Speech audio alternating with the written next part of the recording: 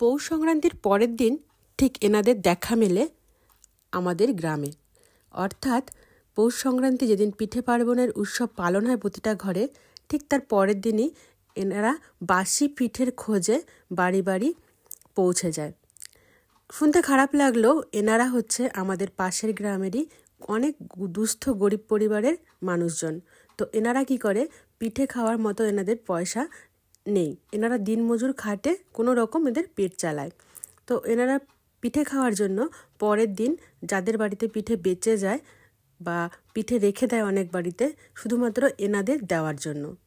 তো শুনতে খারাপ লাগছে হয়তো, কিন্তু এনাদের এরকমই প্রথা বরাবর চলে আসছে। বাড়িতে আসে, এসে পিঠে চায়, সাথে সাথে চাল, যার যেরকম সামর্থ্য তো সেগুলো নেয়। তো একজনকে এই যে সকালবেলা দিয়ে দিলাম, আবার বেলার দিকে আরও একজন এসেছিলেন, তো ওনারও একই উদ্দেশ্য, পিঠে নেবে। তো যেরকম যার বাড়িতে পিঠে থাকে তো সেরকমই দেওয়া হয়। আমাদের তো এবছর পিঠে প্রতি মাসের প্রতিটা দিনই প্রায় খাওয়া হয়েছে, বেশিরভাগ সময়টাই পিঠে খাওয়া হয়েছে। কিন্তু সংক্রান্তির দিন আমাদের সুজি দিয়ে বানানো হয়েছিল পুলি পিঠে, ভাপানো পুলি, তো সেটাই ছিল, সেটাই দিয়ে দিলাম। তো এই ঠাকুমাও বলছিল যে আমাকে কটা পিঠে দাও, পিঠে খাবো। আর অন্যান্য পিঠে তো বানানো হয়নি, তাই অনেক বাড়িতে যে যেরকম পেরেছে বানিয়েছে সেগুলোই ওনাদেরকে দিচ্ছে। এনারা পিঠে যেদিন খাওয়া হয় অর্থাৎ সংক্রান্তির দিন কিন্তু আসে না। যদি নিমন্ত্রণও করা হয় এবছর, সামনের বছর সংক্রান্তির দিনই আসবে, টাটকা পিঠে খাবে, কেন বাসি পিঠে খেতে যাবে।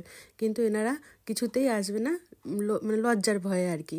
কিন্তু পরের দিন বাসি পিঠে লোকে কেন ফেলে দেবে, তাই এদেরকে দেওয়া হয়। তো এই নিয়ম প্রথা এখনও গ্রামগঞ্জে চলছে। মানে ভীষণ খারাপ লাগে জিনিসগুলো, ভীষণ দুঃখজনক একটা ব্যাপার, কিন্তু কিছু করার থাকে না। গত বৃহস্পতিবারের পর থেকে আমি কোনো ভিডিও আপলোড করতে পারিনি। আসলে এগুলো ছিল শুক্রবারে রান্নাবান্না। শুক্রবার করেছিলাম ভোলা মাছের ঝাল, একদম সর্ষে কাঁচা লঙ্কা জিরে বাটা দিয়ে, ঠিক মায়ের মতো করে। সাথে করেছিলাম লাল শাক ভাজা, আর ছিল চিংড়ি মাছের বড়া, কুচো চিংড়ির বড়া, টককুল আর আমশাটার চাটনি, সাথে তো গরম ভাত ছিলই। তো এগুলোই ছিল শুক্রবার সকালের মেনু। আর এটা রিদ্ধির আজকে স্কুল ছুটি আছে, সাথে পেঁপে সিদ্ধও কিন্তু ছিল। তো এখন 12:30 মতো বাজে, রিদ্ধি আজ বাড়ি। তো হঠাৎ করে বললো আমার খিদে পেয়েছে, কিছু বানিয়ে দাও। তো চট জলদি কী বানাবো ভাবলাম, বিস্কিট দিয়ে সাথে একটু বাটার একটু গুড় দিয়ে এরকমভাবে জয়েন্ট করে দিলে ঠিক ক্রিম বিস্কুটের মতো খেতে দেখতে লাগবে, খেতেও ভালো লাগবে। তো এটাই বানিয়ে দিলাম। ও 2-3টে খেলো, আমিও 2-3টে খেলাম, কারণ আমাদের দুজনেরই খিদে পেয়ে গেছে। সাথে একটা মুসাম্বিও কেটে নিলাম। তো দুপুরে আর অন্য কিছু খাবো না, এখন 12:30 বাজে, বললামই তো। আর এই যে সেদিন আর ভিডিও করা হয়নি, তো শনিবার সকালে চা নিয়ে হাজির হয়ে গেলাম, সাথে ছিল ছোলা। প্রচণ্ড শীত পড়েছে, অন্য কিছু ভালো লাগছিল না, তাই ভাবলাম অনেকদিন মুড়ি চানাচুর খাওয়া হয়নি, গরম চায়ের সাথে মুড়ি চানাচুর বেশ লাগে। আর এখন 7টাও বাজেনি, 6:45 মতো বাজে। সকালে ঘুম থেকে উঠেই ফ্রেশ হয়ে অন্যান্য কাজকর্ম করে তো খিদে পেয়ে যায়, তো সকাল সকাল এগুলোই খেলাম।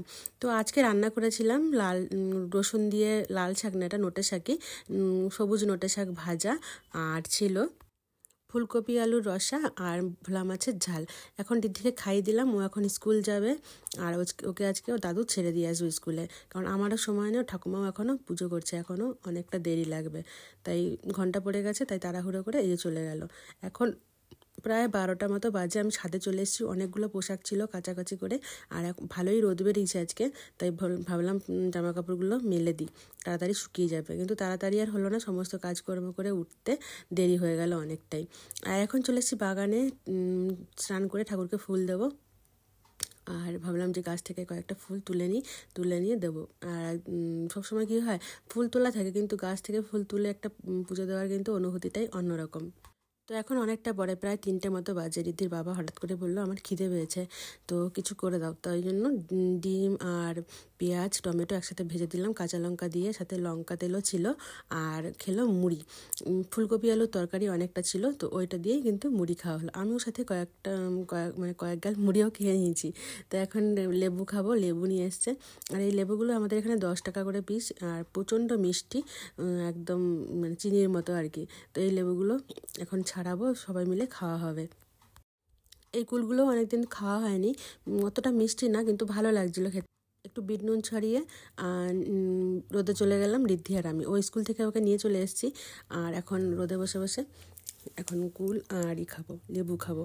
তো পাশে একটা লাউ গাছ হয়েছিল, লাউ গাছটা আপনাদের দেখাই, এত সুন্দর হয়েছে লাউ গাছটা। লাউ শাক এর মধ্যে আবার কাটা হবে। তো সার ওষুধ ছাড়াই শুধু ফ্যান দিয়ে এরকমভাবে যে লাউ শাক হতে পারে সেটা আমার জানা ছিল না। খুব সুন্দর হয়েছে লাউ শাকটা। তো এটা ছিল শনিবার রাতের মেনু, ডিম আলুর ঝোল। ওর বাবা বললো একটু কষা কষা করতে, কিন্তু ওই যে ভাত দিয়ে খাওয়া হবে তাই একটু রসা রাখতে হলো। আর ভীষণ সুন্দর হয়েছিল খেতে, সাথে একটু কষানো মশলাও আমি রেখে দিয়েছিলাম। কষানো মশলা দিয়ে ভাত খেতে কার কার ভালো লাগে, আমার তো ভীষণ ভালো লাগে। সাথে এই যে গরম গরম ভাত, সবাই গরম গরম ভাত আর ডিমের ঝোলই খাওয়া হয়েছে রাতে। শীতের রাতে কিন্তু গরম ভাত ভালো লাগে, রুটিও ভালো লাগে, তবে ভাতও ভালো লাগে। তো ঋদ্ধিখানে ঘ্যান ঘ্যান করছে, খাবে না, ওর ক্লাস ছিল শনিবারে, আবৃত্তির ক্লাস। বললাম তাড়াতাড়ি করে খেয়ে নে, ক্লাস আছে।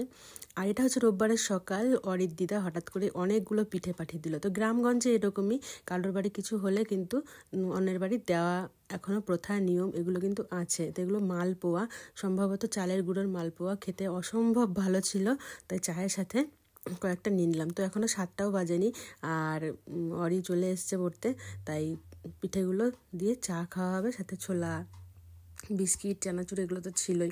তো এখন দুপুরে রান্নাবান্না সারবো।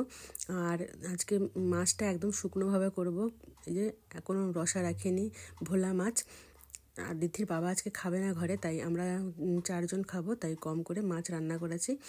আর 4 পিসে 4 জনের হয়ে যাবে। মাছ একটু অল্প, মানে বেশি খেতে ভালো লাগে না, অল্প হলো ঠিক আছে। আর কুচো চিংড়ি দিয়ে এরকম কুমড়ো আলু একটা ঝোল বানিয়েছিলাম, খেতে তো ভীষণ টেস্টি হয়েছিল। আর এই কুচো চিংড়িগুলো আমাদের বাড়িতে সচরাচর তরকারিতে দেয় না, কিন্তু আমি দিয়ে দিয়ে রান্না করেছিলাম, খুব ভালো হয়েছিল খেতে।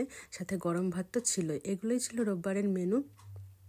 রোববার সকাল সকালে রান্না করে নিয়েছিলাম, স্কুল না থাকলেও আমি সকাল সকালে রান্না করে নিই। এখন সন্ধেবেলা প্রচণ্ড শীত, মানে জাঁকিয়ে ঠান্ডা পড়েছে। আর যেহেতু আমাদের গ্রাম, এখানে ফাঁকা ফাঁকা জায়গা, তাই ঠান্ডাটা একটু বেশিই লাগে। তো আমি চা নেবো, সাথে বিস্কিট, আর এদিকে এই দুধটা দেবো।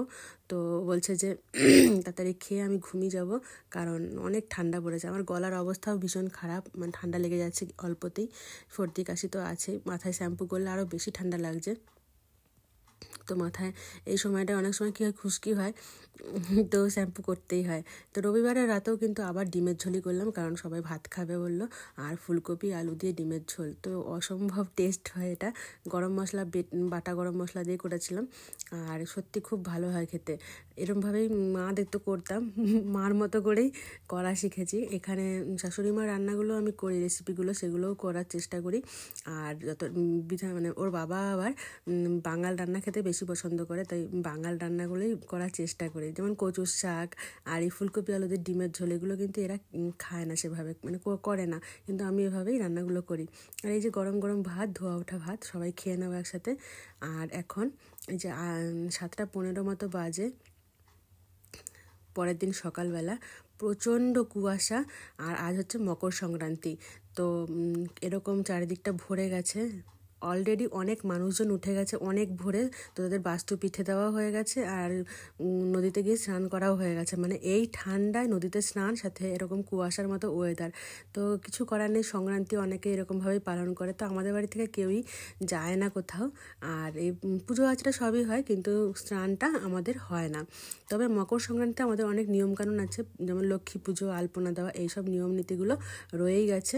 আর এখন এই বাগানে চলে এসেছি, সোমবারের পুজো হবে, কয়েকটা ফুল তুলবো, তার জন্য এত কুয়াশা, বাগানে পুরো ভরে গেছে। তো এই ধুতরা ফুল গাছটা হালিশহর থেকে ডাল এনে লাগিয়েছিলাম, প্রচুর পরিমাণে ফুল ফুটেছে। সকালে এখনও কুয়াশা কাটেনি। তো ঋদ্ধিকে বানিয়ে দিলাম নুডলস, সঙ্গে ওর বাবাকে দিলাম চা। যেহেতু আমার সোমবার, তো আমি কিছুই খাবো না পুজো না দেওয়া অবধি। তো এখন ঋদ্ধি খেতে বসেছে, সাথে ওর 2 বন্ধুও। আজকে মেনুতে করেছিলাম ফ্রাইড রাইস, ফুলকপি আলু রসা, শাকের তরকারি, পেঁপে ভাজা, গরম গরম ভাত। ঋদ্ধির বাবা বাজার থেকে নিয়ে এসেছিলো পেটাই পরোটা আর তরকারি। তো সোমবারের পুজোর এই যে আয়োজন হয়ে গেছে। আর এখন এই যে আমি নেব সুজির পোলাও, আর সাথে একটা লেবু। তো আমাদের সংক্রান্তিতে বাড়ি বাড়ি হরিনাম সংকীর্তন প্রত্যেক মাসের শেষে, অর্থাৎ সংক্রান্তিতে হয়, আর সাথে অমাবস্যা পূর্ণিমা, এই সব দিনগুলোতেও কিন্তু হয়। তো ইনি আমাদের একদম বাধা ধরা, ইনি আমাদের পুরো গোটা গ্রাম, আমাদের গ্রাম না, পাশাপাশি অন্যান্য গ্রাম, পুরো গোটা দিনটা ধরে প্রত্যেক বাড়িতে বাড়িতে এই হরিনাম সংকীর্তন দিয়ে আসেন। তো খুবই ভালো একটা দিক, আর ভীষণ ভালো লাগে এইসব ব্যাপারগুলো এখনও আমাদের এখানে এখনও প্রচলিত আছে। আর হালিশহরে থেকে তো এইসব জিনিস হয়তো ঠাকুরের প্রতি সবারই ভক্তি আছে, কিন্তু এইসব জিনিসগুলো আমরা দেখিনি, আমি দেখিনি। তো এখন এগুলো দেখতে পেয়ে ভীষণ নিজেকে ধন্য মনে করি। তো এই ছিল আমার ব্লগটা কেমন লাগলো অবশ্যই কমেন্ট করে জানাবেন। সবাইকে ধন্যবাদ।